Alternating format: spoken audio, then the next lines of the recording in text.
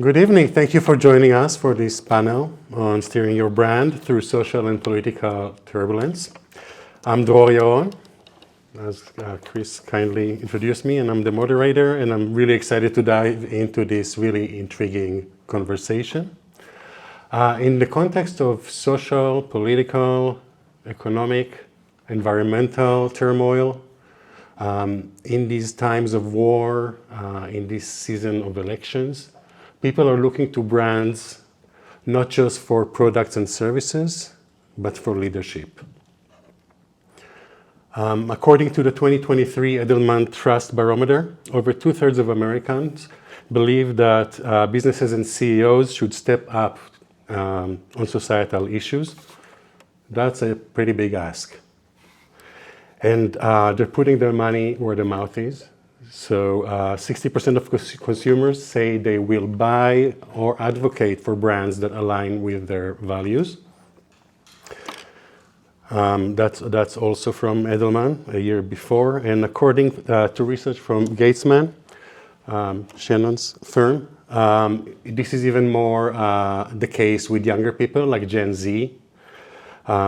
They deeply care about social issues and really appreciate when brands take a stand. This can also be a tricky space to navigate. In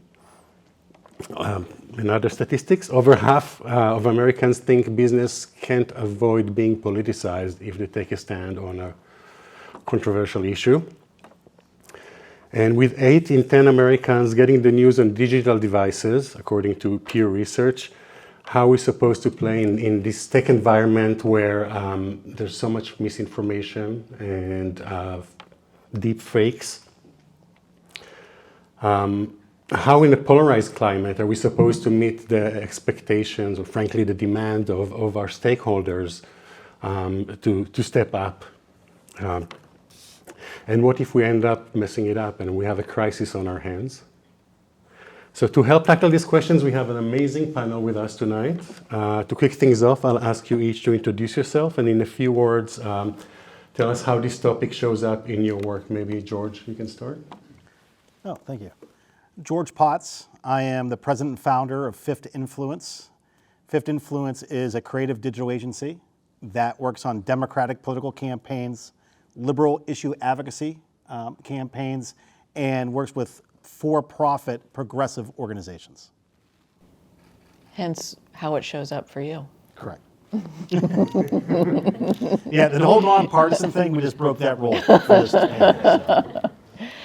Hi, I'm Cooper Monroe. I'm CEO and founder of The Motherhood. We're an influencer marketing agency, so every day our work is on social media, and therefore this is a very important topic for us and for our clients.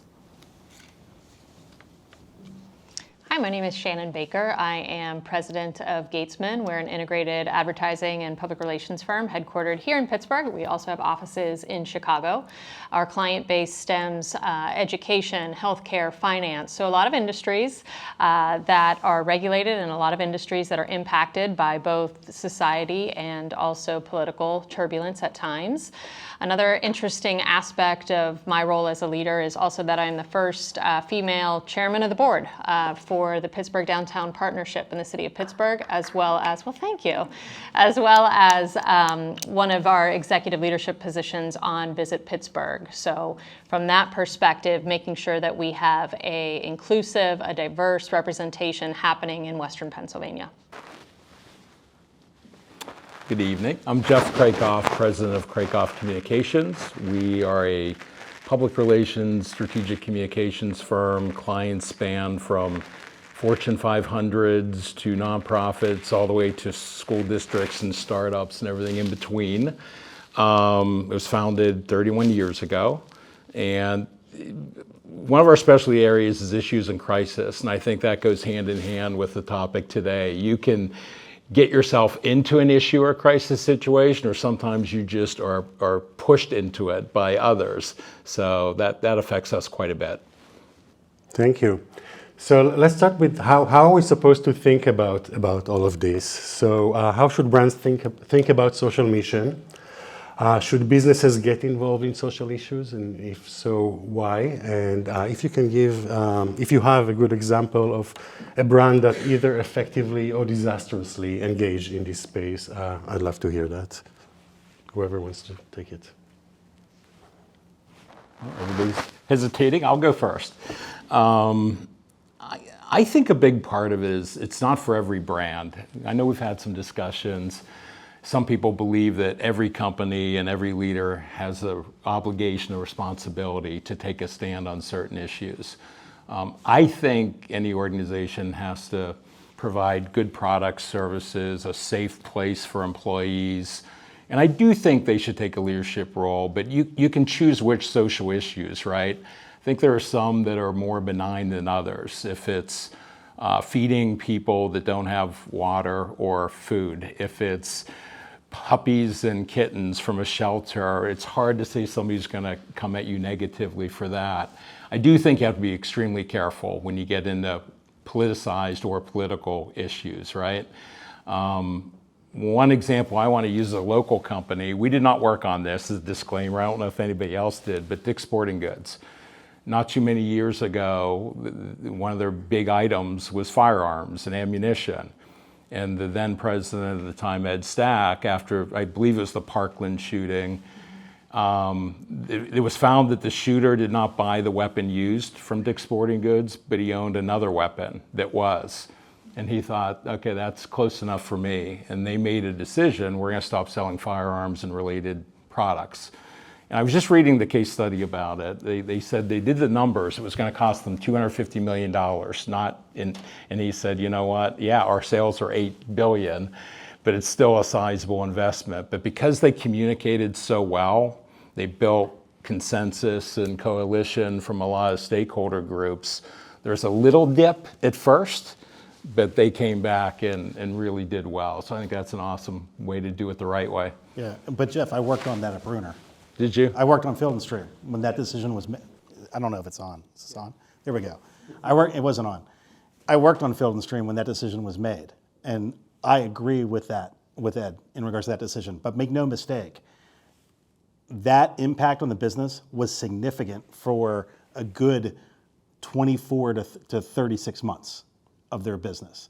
And hunters to this day still talk about the fact that they are not carrying firearms. So when you enter into, if you're going to take a political position, which I think, my personal belief is every business has some social responsibility. They're in a position that's going to have a political impact. I applaud what he did, but it also shuttered the Field and Stream brand. Field and Stream was an in-house product brand that they had bought from the magazine to license products.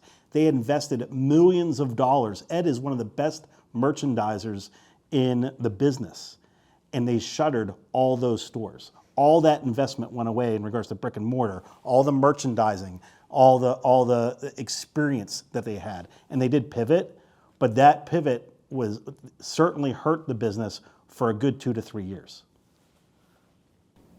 That's so interesting. So from a business, it was a serious business decision on their behalf. But like, let's say with Nike, with standing by Colin Kaepernick and sticking with that. That is a social issue decision. And there was probably some short-term impact, but long-term it didn't impact them at all. Help them because they've stuck to it. They've been consistent with it. They've been consistent, but you have, I mean, in this day and age, our electorate has never been more polarized. Ever has been more polarized than today. If you're running a business, I believe if I'm advising a business, and again, we wear our politics on our sleeve, but if I'm advising a private enterprise, the days of thinking that you're going to have 60, 70% market share are over. And just realize that from a consumer packaged goods. Like there's only so many, there's so many products or so forth. It doesn't hurt you to be socially responsible. It doesn't hurt you to understand that there's people that, especially in regards to Gatesman's research and what Shannon mentioned, especially young consumers, they're looking for that. So once you recognize that you're only going to have so much market share, lean into it and lean into it with gusto. I don't know if everyone knows this, But the head of government relations for Patagonia has been living in Pittsburgh since the beginning of last year because of the presidential election. Because the CEO knows that this state is so pivotal and he wants to see the Democrats win the presidential election. We don't work on that business. We would love to work on that business. But I applaud the fact that the CEO dispatched his head of government relations to live in this state, to be close to the election, to help forward what he believes is going to be an administration that advances what that company believes in. Oh wow! So beyond climate. I mean, they're with Patagonia. With Patagonia, I mean, the CEO finds not a Republican administration, but a Trump administration to be a threat to their business. Wow. Well, I think it comes down to relevancy and authenticity, right? Most businesses, I'm not saying it's and this is the other thing that I hope everybody in this room can keep in mind, right? We want to have a healthy discussion. We want to have different points of view, but one is not right and the other is wrong. And I think that's a big problem in today's society. I'm trying to prove you wrong if you don't agree with me. Well, what if I approached that differently and said, what if I could learn something from you? Because your viewpoint is entirely different than mine. I think we have to get out of this attacking culture of this versus that, and there can only be one right choice. I mean, I remember growing up and religion and politics were two things that you had respect for. And you didn't have to try to convince other people that your religion was better. Sometimes, you know, the privacy of your views should be just as equally as respected as those who are forthcoming and wanting to shout them from the rooftops. So if we can approach with a much more curious mindset and a much more tolerant mindset, I think we'd all be better off. And you know, I agree with Jeff. I don't think every single brand needs to put their opinion out there because that's what it is. A lot of it is just blowharding. A lot of it is talking and professing and saying you're going to do something because guess what? It's trendy right now. And then guess what happens? A couple months later or a couple years later, they don't do it anymore. That's inauthentic. That's not real. Those consumers that rush towards you, they're going to fall off. They're not loyal to that.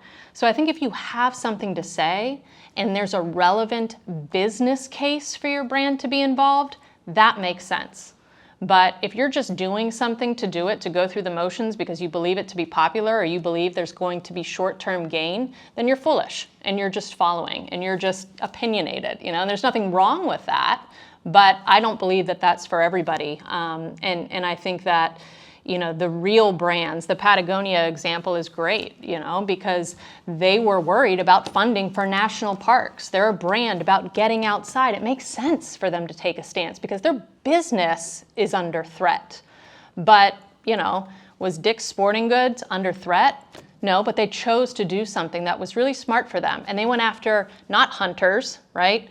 They went after, you know, more broader athletes, and they are thriving, and they are phenomenal, and they are, you know, a really admirable company. So it's understanding your audience, but it's also understanding the impact that your decisions are going to make as a leader. It's not just what your personal beliefs are. Is it good for the company? Is it good for the business? Again, not all businesses are in the business of doing good. Some are in the business for making money. And so we have to make sure that we're doing it. So I guess I have a bit different perspective, but I do agree, getting back to it, I agree with what Jeff said. You know, it's not good for all. Yeah, it used to be enough to just slap something on your package, a beautiful story, but people are way more sophisticated now. They are watching to see what you do when it's not comfortable to stand with that opinion or with that stance that you take. The next question was about to ask, I think we started touching on, but if you have anything to add, how should the company go about choosing which issues to engage in? I think that goes back to, again, like a brand is not a person, right? So a lot of times the decisions that brands are making, those are the decisions of their leadership. And so, you know, recognizing that leaders can come and go. Our titles are temporary, right? So again, making a decision to get involved in a social cause has to come down to, in my opinion, in my experience, the business relevancy that you have. Is your product something that is under threat? Is your product something that is influenced by something that is happening that is a social issue? Those are the things and the questions you need to be asking yourself. But even then more, can I get, as leaders, if I make a choice because it's a personal passion of mine, that doesn't necessarily serve my company. I may not get universal alignment. And if I don't have universal alignment, that means that I'm misrepresenting my most valuable asset, which are my people. And so I think those are the considerations, some of the considerations that you have to put into play when you're thinking about, does it make sense for my organization, not me? Is it personal, or is it the business that I'm trying to represent in the public spotlight and in the public eye? That actually tees up the next question. So, we asked to step up, but how can you effectively balance often divergent demands of internal stakeholders, like employees and investors, and external pressures like customers, the media, activists? Cooper, do you? Yeah, there's so much at play here. There's Shannon's talking about the consistency in your message and understanding who the brand is and what it stands for and sticking consistently with it. But so look back at 2016 when the Hillary Clinton campaign had 12 people and 10 days and probably 50 rounds of edits dedicated to one tweet. It took so much time, effort, manpower to develop one piece of content. Right now, the rapid response team for Harris Walls turns pieces of content around in 30 minutes or less. So what does that mean? It means that we are going so quickly to feed the beast, right? What do we lose in that process, and what we have to make sure that doesn't happen from a brand or an organization or a campaign is that we have still can stand with standards. So how are we making sure that what is being put out there is real and true and reliable and trustworthy? If you're feeding the beast and having to turn things around so quickly, I'd be curious to hear what you think about that. In regards to the beast and social media, like the speed, and I think there's a question in regards to how does social media play a role? But to Shannon's point, I think it goes back to I want to revisit how should a company go about choosing which issues to engage in, and it does depend on the type of business that you're in. So we worked with Covestro for 3 years, particularly in Texas, West Virginia, and Pennsylvania, because they're a chemical manufacturer, they're German-owned. They know that their history and the industry has a reputation of being polluters. But Covestro has leaned into a circular economy and sustainability. So we worked with them in those 3 states to move them away from being thrown in the same sentence as DuPont and Dow.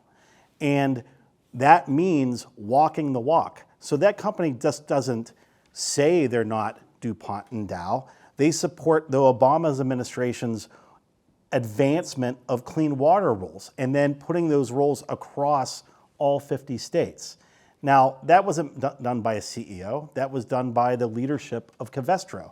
And certainly they have to have their board and their investors sign off on that, and that's about. But if I applaud their approach because they're admitting what's happened in the past, they're owning it, and they're demonstrating through their different programs, both in regards to political and legislative advancement and the operation of their business, how they're going to minimize their impact on the environment moving forward as a chemical manufacturer.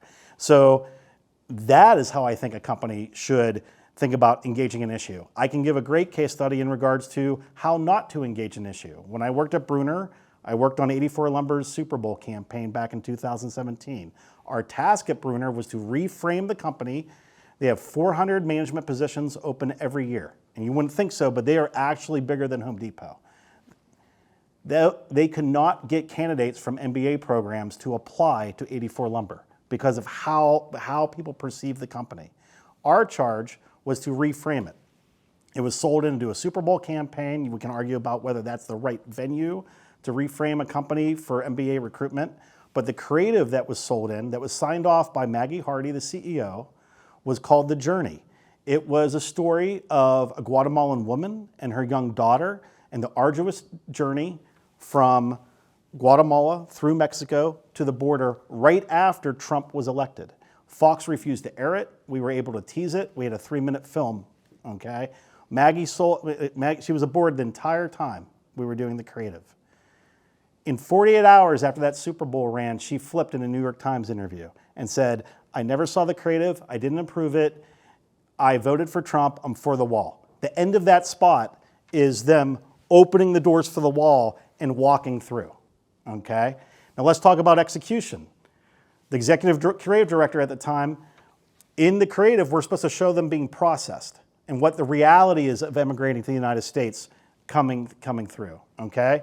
So not only did Maggie Hardy flip and upset a bunch of people, and their business dropped 40% after that debuted within 2 months, okay, which we did a save, but we also offended a lot of Latino groups that support immigration on the left because we didn't show what the real immigration process looks like. Because the door's open, it looks like they're saved, and that's not how it works.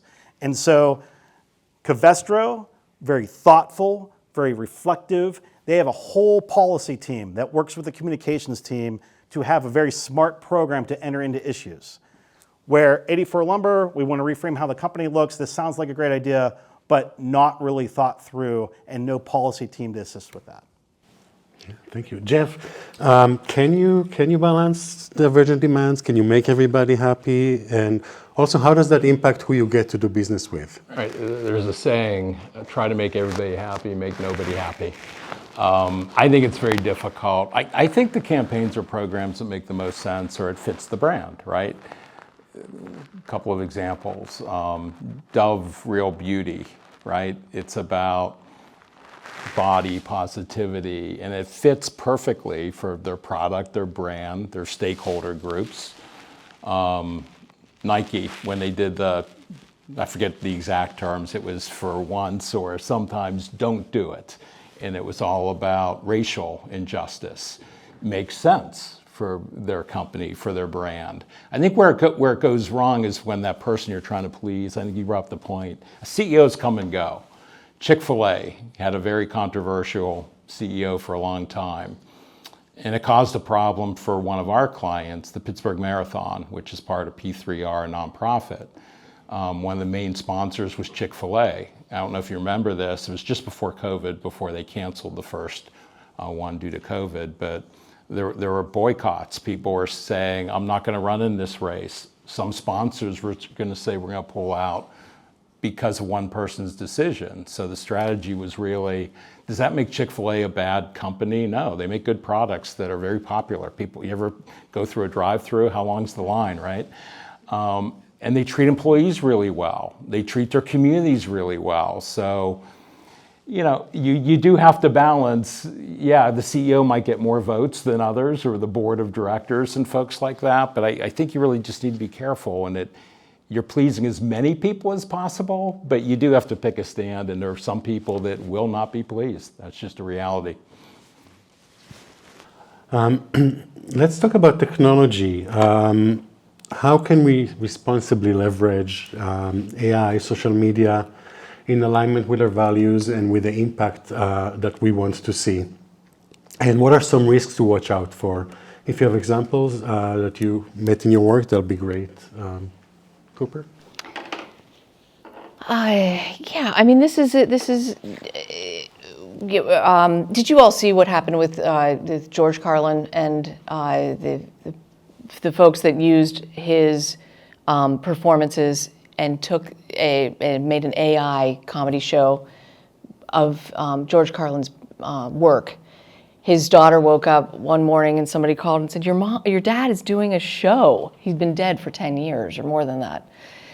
And so she's taken on this cause of how do you protect likenesses and bodies of work from AI and from people just completely just grabbing what they can off the internet and making some business decisions with this content. There's legislation that's going to be working on this, but I mean I think there's so many different things that that we're grappling with right now from a technology standpoint that we have no control over. So how do we find that balance and that trust? How do you effectively leverage technology, AI, social media in this specific? Well, I would always wonder about with you, running ads that. I mean, we have tech, AI, and social media. I mean, that's a super broad question. So let's just parse it in two parts, right? On the social media side, for value, causes, desired impact, I don't think people realize, I actually met with the chief of staff of Fetterman's office to talk about privacy legislation that's being debated at the federal level. And there's really not a grasp of how much targeting has been removed from platforms.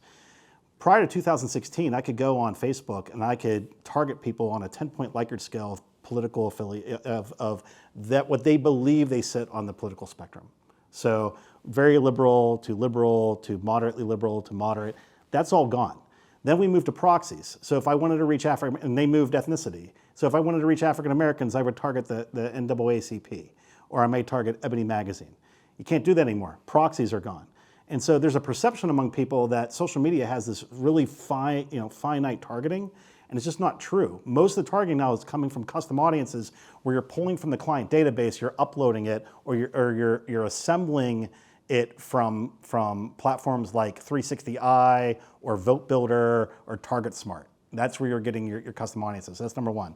On AI, at least for us, there's very clear rules on platforms. So on Meta, if we use AI in a advertisement, not organic, but in an advertisement for issue advocacy, political, anything they deem controversial, which is broad, you have to disclose that you use AI. We're not using AI at all because where our fear is, if we put that, even if we change a background, if we do something simple that everyone's doing in Adobe, Photoshop, or Illustrator, if we do that and we put the disclosure, then immediately they're thinking we're putting words in if it's an opposition ad. We're doing they don't know what the AI manipulation has been. So we're not using AI at all in our political and issue advocacy advertising. Organic is a whole different thing. So there's a case study, there's a group called the Political Business Institute that meets in Washington, D.C. It's all agencies that work on political and issue advocacy campaigns.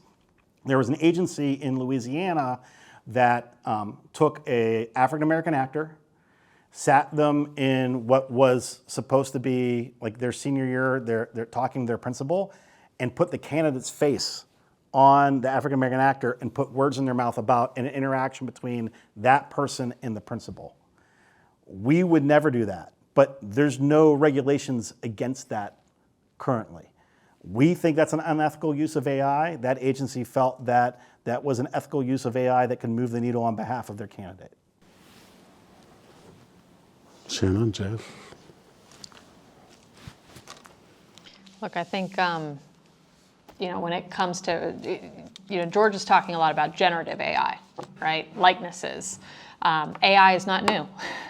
I mean, a lot of us in our marketing careers have been using machine learning, artificial intelligence for a long time. It's in the software and the tools that we use, right? It's the people that are making the difference in how we take those tools and how we leverage them for good. So having, a high ethical code of conduct within our companies, within the brands that we represent, that's crucial. So making sure that those policies are clear, making sure that employees are informed, making sure that you have the right protections in place for securities and privacy. Those are the things that I think are important that we can control. But like Cooper said, things are evolving at such a rapid pace. So the best thing that I think that we can do is, again, stay as informed as possible. Join organizations like AMA, join organizations like AdFed Pittsburgh, and try to become students. And let's not all try to be know-it-alls, but learn-it-alls, and be as open-minded and receptive to learning about what we don't know, so that we can harness it for good versus being, suspect to erroneous or misinformation, which I think is another aspect of this, which is the misinformation that can go out there. And that's a big part, I'm sure, of what Jeff referenced earlier, that his company is all about, because I think that's one of the things that's the biggest concern right now is, sometimes we find brands, we find our own companies, we can find leaders that we respect, the subject of misinformation that's out there. So how do you go about course correcting that? How do you go about planning for that? Yeah, Shannon, I think you're right. But I think one of the biggest challenges we have as marketers and as responsible citizens is who defines what is misinformation. Okay, you can travel to a more suburban rural area. They will say the New York Times is misinformation. They will say that a Wall Street Journal is misinformation. That's run by East Coast elites who don't understand Middle America. And so my freshman year at Duquesne University, Dr. Trout, I had a Communications 101 course. And the very first thing he did, and I'm 53, so we didn't have technology and a phone and nice, it was an overhead, okay? And he had the overhead superimposed on one tile, okay? And we didn't know what it was, we just know it was a tile. And he said, this is a mosaic, all right? You don't know it's a mosaic because you're and he would pull it out, and then suddenly you would see this beautiful picture. And he said, that is your responsibility as an individual. You need to consume communications like a mosaic. And if you only read one thing, or if you get all of your information from one place, then that's your worldview. It is this one tile. And your worldview is narrow, and you have lots of ignorance. Whereas when you pull it out, you see this beautiful picture. And the point is, everyone should be reading multiple sources, numerous sources, to develop their view. And yet, as a society, we've become hollowed into this echo chamber, which social media is a lot about that, because how does the social media algorithm work? It keeps serving things into your feed that you engage, that you like, that you share, and you keep getting the same stuff. And that's a big problem in regards to what is misinformation, what is truth, and the only way to get around that is to help people have a broad mosaic of sources that help illuminate what the decision is they want to have on a particular issue. I would argue that it's, there's some shades, but also there's like blatant lies that are being spread. And so there's misinformation that is clearly misinformation, and the right. concerning part. One of the presidential candidates gets fact-checked every single day. Yeah, and what I find concerning is that misinformation is way more powerful than responsible reporting. So we all know, according to Mark Twain, a lie can travel halfway around the world before the truth is, the truth is still putting on its shoes. And according to a 2018 MIT research study, fake news can spread 10 times faster than true reporting on social media. What does it mean to show up against that backdrop for advertising and marketing professionals? What does it mean for your customers? Yeah, I think it's every company, us as marketers and communicators, we have to act basically as a truth squad. When you see something that's inaccurate being said about your people, your organization, you need to nip it in the bud. But I think the best counter is being more proactive. You don't want to play defense. I look at it when we're talking about the topic today more from if it becomes an issue or a crisis, there's misinformation, it's damaging your reputation or your brand. The number one thing anybody that does crisis communications will say is never say no comment or we're hiding, we're not going to comment. You need to get your narrative, the truth out there as quickly as possible and support it by facts. Once you have a narrative, where does that show up when there's misinformation? Page 1 and it leads the news. Where does the correction appear? Page 18 in a print publication and maybe 2 seconds when nobody's watching later on. So I think the more positive, proactive, it's not just what you say, it's what you do, right? So it's which social issues do you choose to get behind? And is it consistent? That's the best thing you can do to fight misinformation. I think people will say, yeah, I'm hearing that, but that's not what I know about this brand. Yeah. What happened? Oh. I was just going to and what Jeff said, right? That preparation is key, that proactivity that he's talking about, making sure that you have that war room, you have the ability to think in that anticipatory way of what could happen, right? What is the exact opposite of what I want to happen, or what is the exact opposite worst case scenario if things were to go awry? How could we be impacted? And start planning towards that. It's never going to hurt to have that crisis preparedness plan, thinking through things like logistics, thinking through of what does our monitoring look like, how are we socially listening to what's happening in the conversations, in the channels, the ones that we know about, and maybe some that are a little bit of unexpected, right? So that's where some of that software and that machine learning can come into play to help us monitor and be in the places, be in the room where it happens, where maybe we're not always privy to or have access towards. Yeah. So talking about crisis, what strategies can brands use to maintain or recover trust after taking a position on a controversial issue or on an issue that turns out to be controversial? Learn from it. Look at our friends at Heinz just today, right? That's terrible. Twice in like 10 days. Do we have any Heinz people in the room? My neighbor is one of them, so I know that this is going to be a conversation when I get home tonight. But they have 2 campaigns, both of which are running in Europe. One which is for their pasta sauce, and one which is for ketchup, right? How are there not people in the room right now that are able to say, hey, that might come across as a little uncomfortable. That might come across as a bit biased. That might come across as offensive.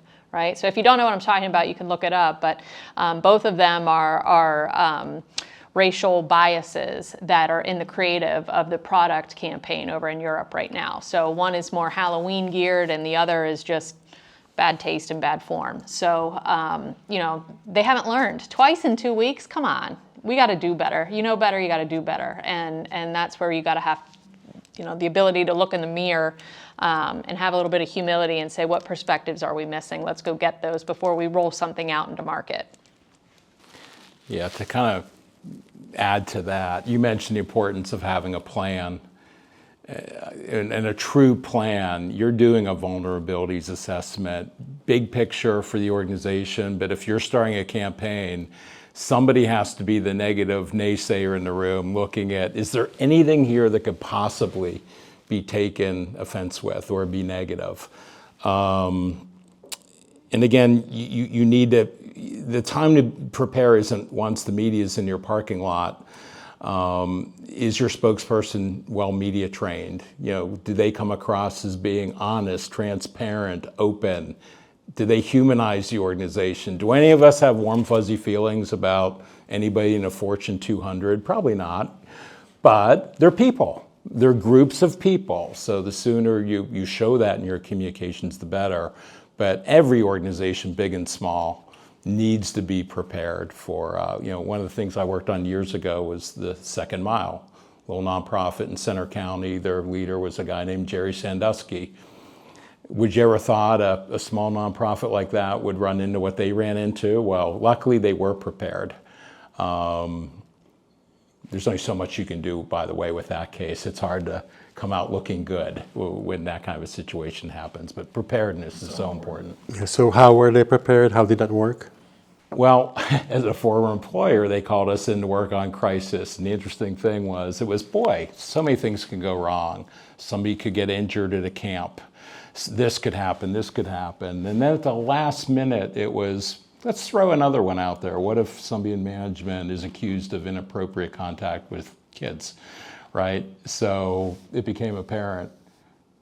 They knew, so there were things known that needed to be addressed that was going to become public very, very quickly. So they did the right thing. They called it, my employer at the time was Burson Marsteller, one of the best crisis communications firms in the world. And again, they had an issue, the university had an issue, a lot of people had an issue.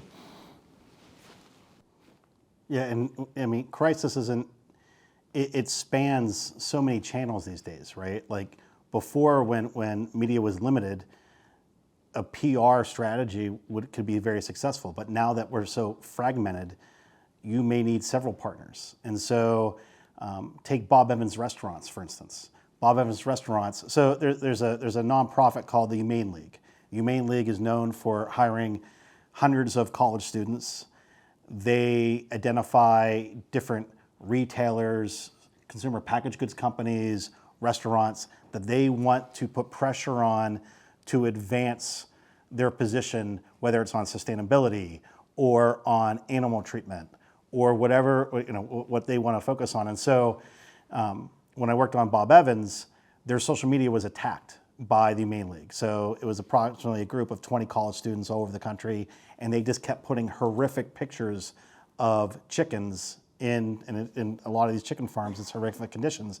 They wanted to pressure Bob Evans to commit to cage-free chickens and eggs. And so immediately the leadership took a stance. We don't give in to this type of behavior. We're going to ignore it. And we want you to remove the posts from Facebook. And we said, we'll remove them, but they're just going to vault to another. So they're going to keep attacking you until you come to the table. So 6 months later, and their legal counsel was the biggest, and it just refused. And finally, they allowed the Humane League to come to their offices in Columbus, Ohio, have a conversation, and all the Humane League was looking for was a commitment. And we're coming up on 2024. It literally was like 2023, 2024 to use cage-free eggs. And as long as they made that commitment, they were okay, because they just want to move the ball a little bit and be heard in advance.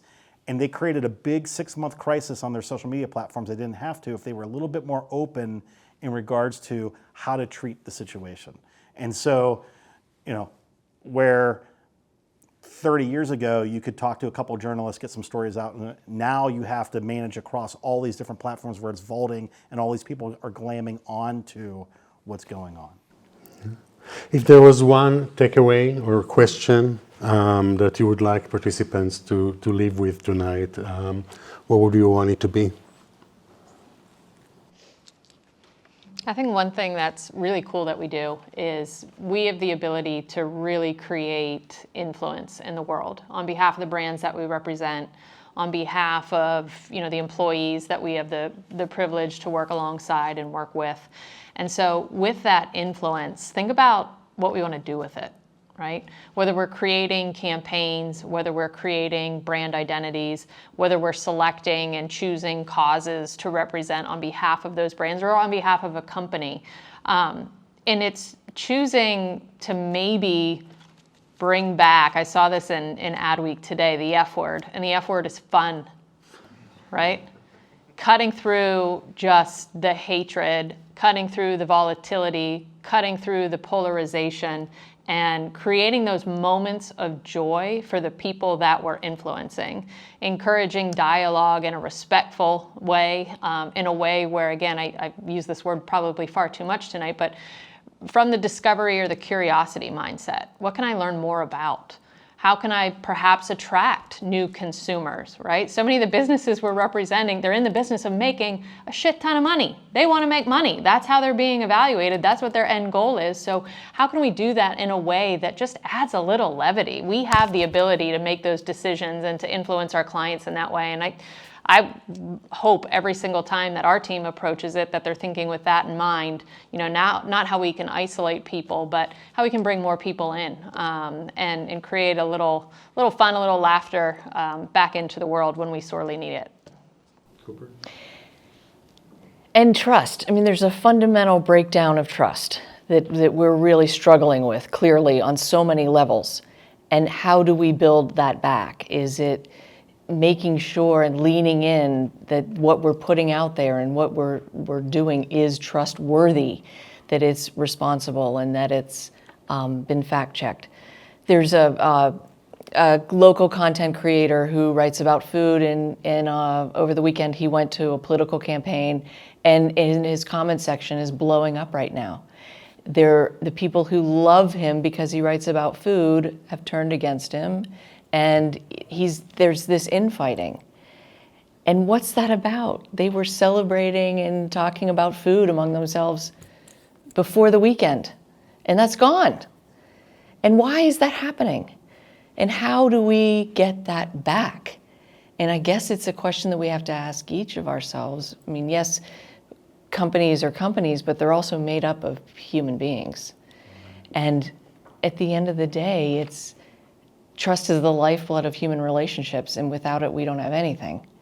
And that's what I hope that we all commit to, is building that back.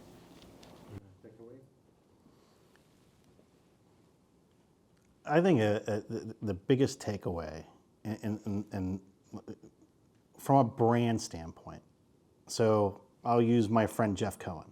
Jeff Cohen ran the PR practice at Ketchum, the technology PR practice at Ketchum in the late 90s and early 2000s. He was chief of staff for Connie Mack. He left Ketchum to run Connie Mack Jr.'s campaign for Congress. He was his chief of staff.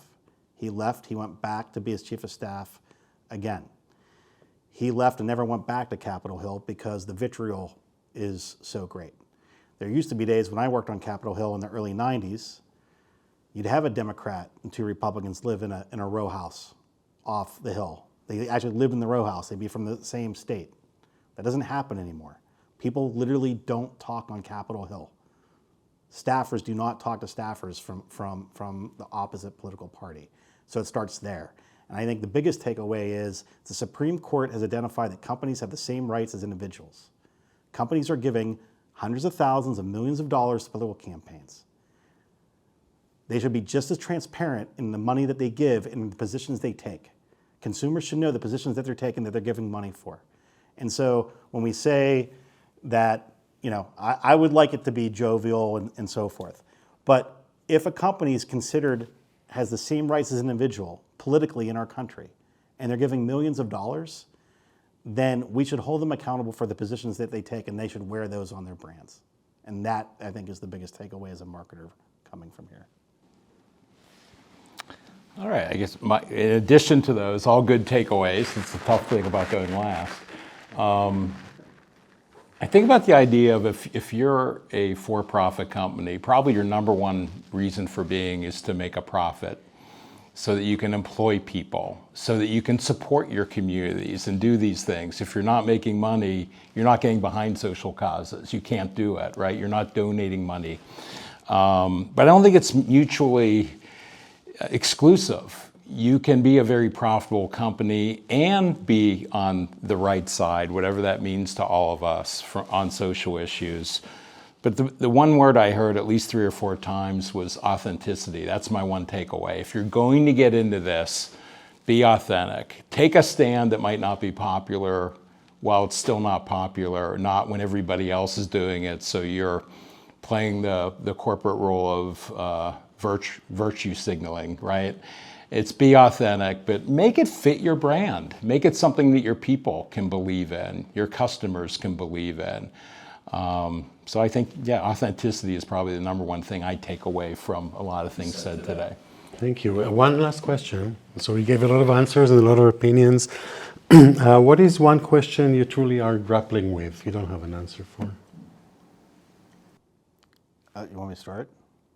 What keeps me up? I mean, Cooper asked me this because of what we do. We do a lot of forecasting of political campaigns, and what keeps me up at night is in 2016, I was able to forecast that Trump was going to win 8 weeks ahead. In 2020, I was able to say within 10 to 12 weeks that Biden was going to win. I will tell you, as someone that practices this every single day, I can't tell you who's going to win this election. It may come down to less than 100,000 people. And that really, really scares me when it's that divided. Yeah. What I'm thinking about is what's going to happen next? I mean, we are on a roller coaster, and how do we navigate it. That is what's on my mind. Yes. Yeah. Thanks for that humility. We don't know what's coming, really. What question are you holding? I don't know if I should admit this, but I'm going to admit it in front of all of you. Why do we care what brands think? Like, why, did you have the same thought? Okay, we're like, this, like, why do I care? If I don't like what they're saying and I don't like what they represent, I won't buy their stuff, you know? And again, it shouldn't ruin my day if a brand makes a decision because the leader gives the blessing to say, go ahead and do it. Somebody said it earlier, George, I think it was you. You were talking about, absorb sort of that mosaic mentality, get sources, read a lot of things, explore a lot of topics, formulate your own opinion, your own thoughts. Don't be dictated to. Don't just do something because, it's like what your mom tells you. Are you going to jump off the Brooklyn Bridge? If all your friends do? No, let's hope not. So if a brand does something and you don't agree with it, you don't have to follow them. You don't have to buy that product, right? So I wrestle with, why do we care? Why do we put so much emphasis on, trying to align a brand with one side versus another or one issue or another? Let those organizations decide for themselves. And if you don't like it, don't purchase their products. Jeff, what's a question you don't have an answer to? That's a great one. I also wonder, why do we care about singers and actors? Why? But you answered that one really well and brought that up. But I would say, the topic here today was social issues and AI. I think we talked a lot about social, a little bit about AI. The questions I struggle with are, A, how do we use it to make us more efficient and do things better and do better work for our clients? But also, very technically, the practical, there's legal. We mentioned ethical, but the data is all out there on the web, right? So somebody owns a copyright to images, to words, and that's being decided in courtrooms now. I worry about the accuracy. And maybe to Cooper's, things are moving so quickly that you think right now, AI is not going to take all of our jobs. Well, that's today. 5 years, 10 years, 20 years. Well, I won't still be working in 20 years, but some of you might. That I struggle with how to use it legally, how to use it ethically, how to use it in the best way so we provide more value. Thank you. What questions may you have for the panel in the back? I have a similar question. One second. I think there's a microphone that's going to...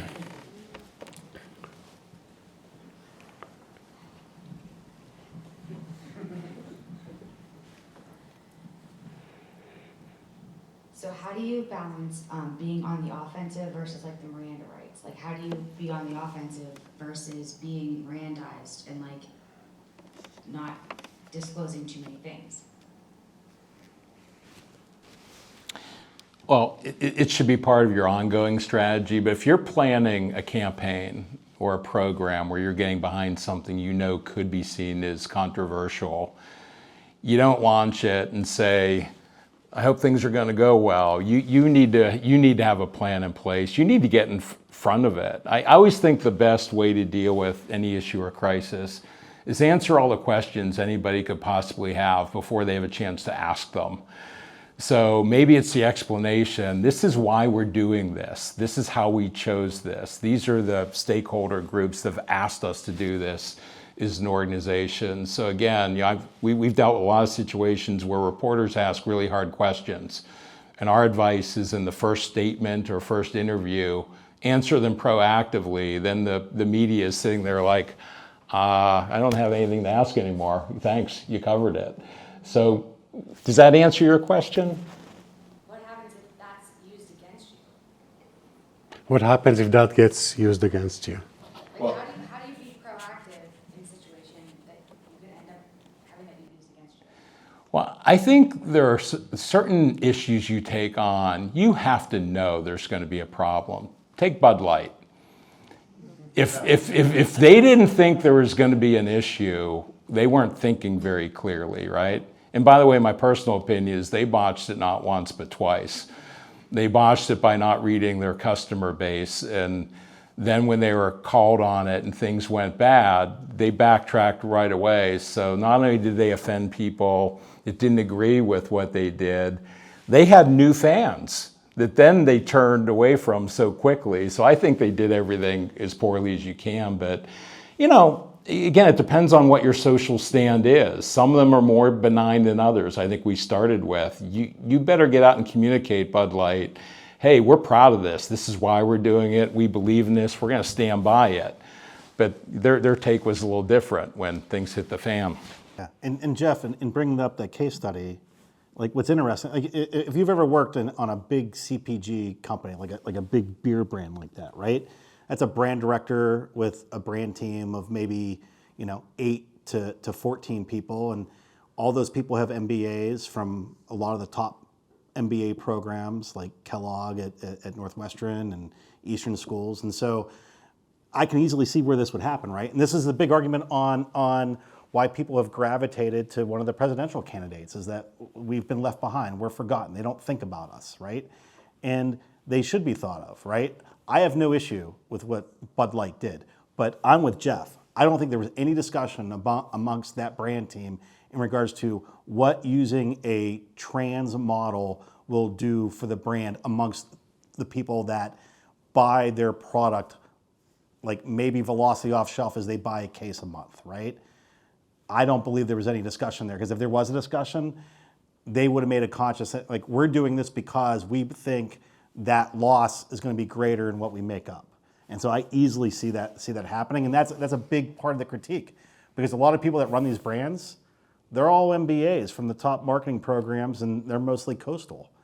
They're not people from that are growing up in more rural areas and things of that nature. They tend to be more metro and urban. Can I add one more thing that I think is interesting, that may be a scenario that kind of gets at what if it's used against you? So Megan Rapinoe, Alex Morgan, the U.S. women's national soccer team, right? That was a crisis. That was a textbook crisis. They were slandered.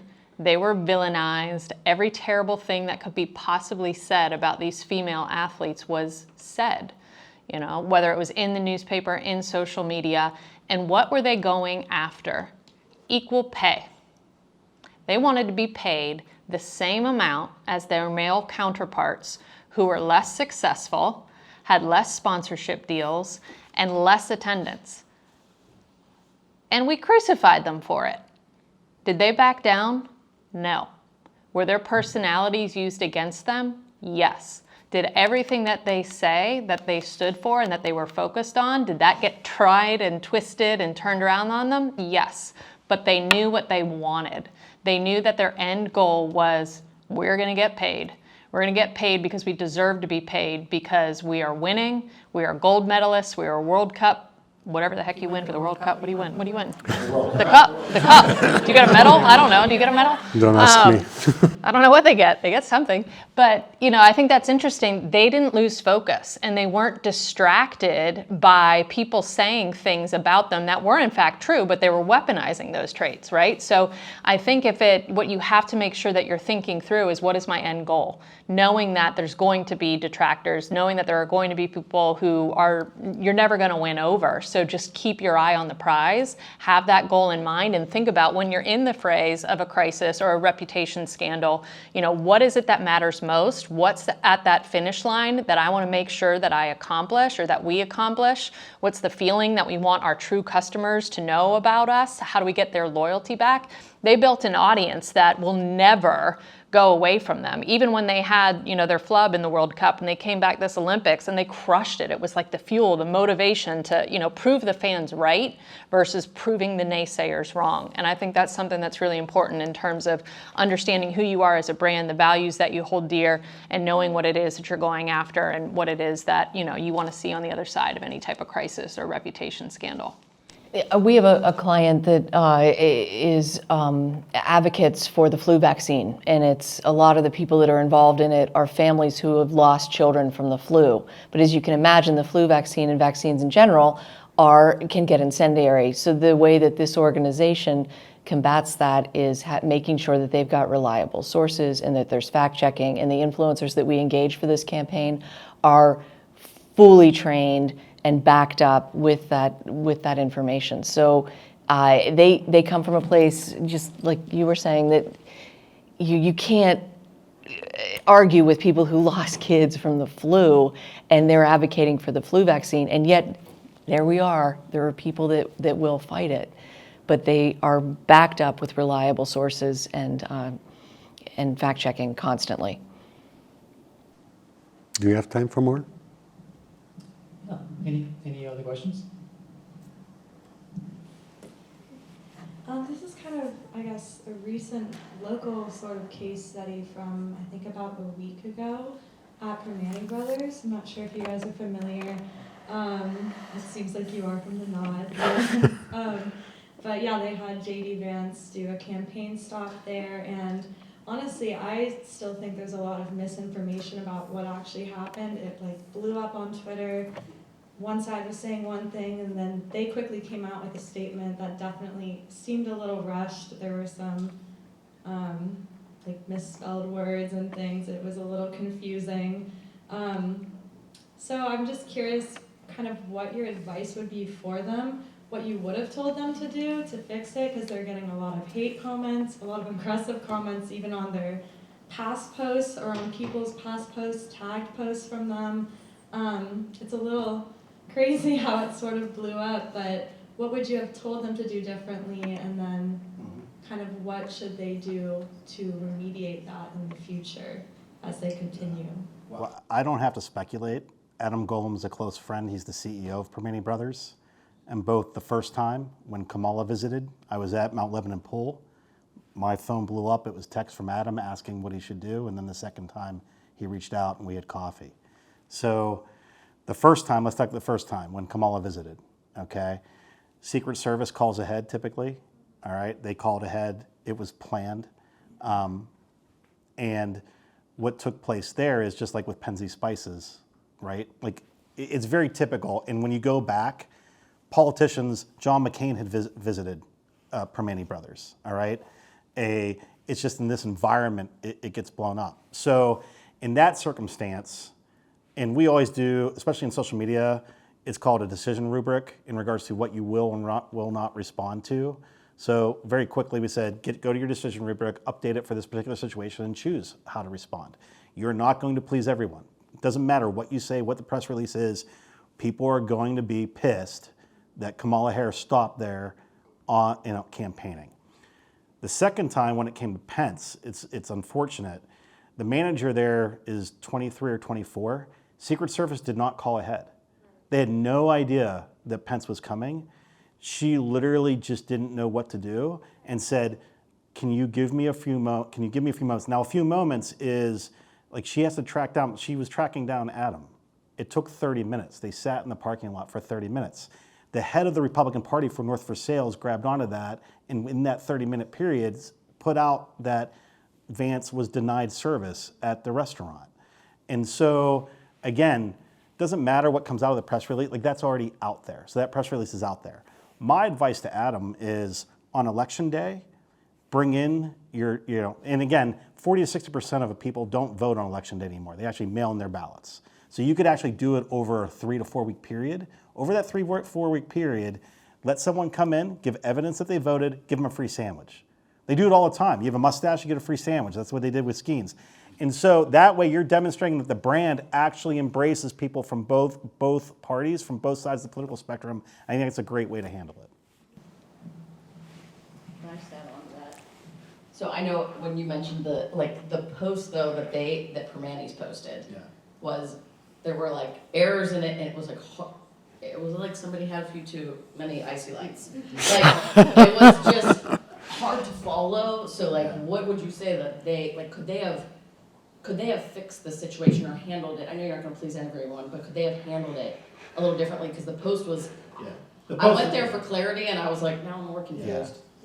Yeah, I mean, Ryan Wilkinson runs their social media. I haven't spoken with Ryan about that post, but it was certainly rushed. And no, I probably wouldn't have put that out there, right? I had coffee the next day with Adam. We didn't discuss that. We discussed about how to move forward. But yeah, I wouldn't, I mean, with something like that, I wouldn't rush it. And I wouldn't have done it at all. I just wouldn't have had any statement about it. I would have came out with that promotion as instead. Maybe one more question?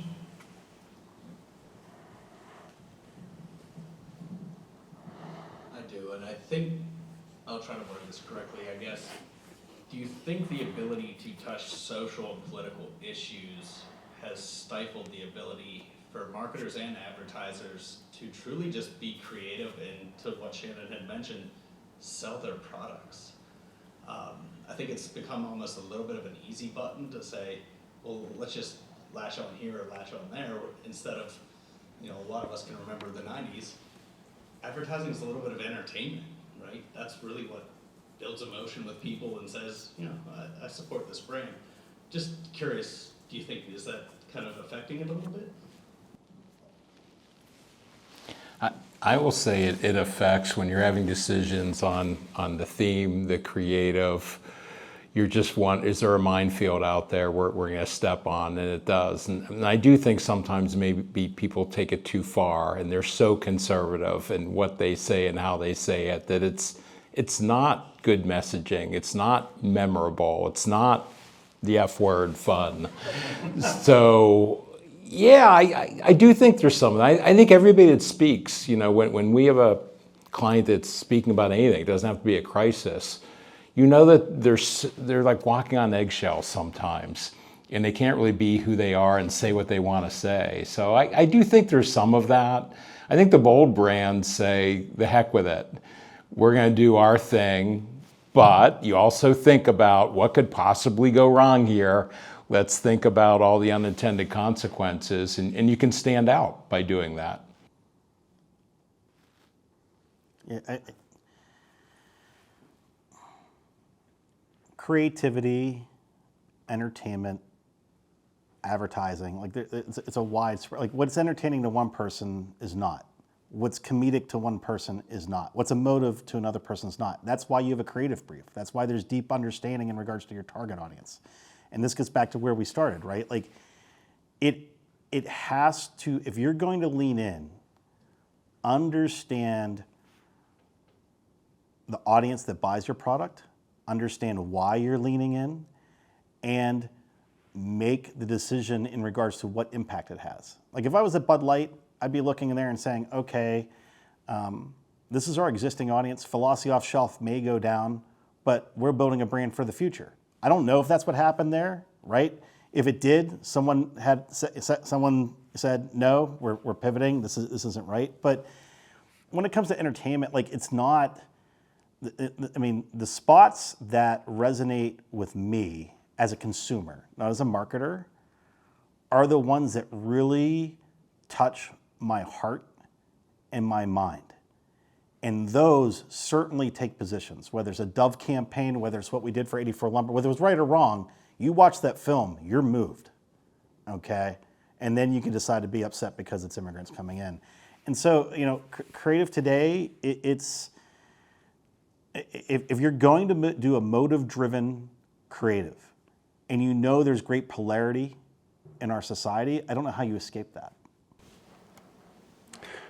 Please join me in thanking this powerhouse panel for engaging in this really challenging issue and helping us engage with it, kind of mapping it out. Thank you all for your time.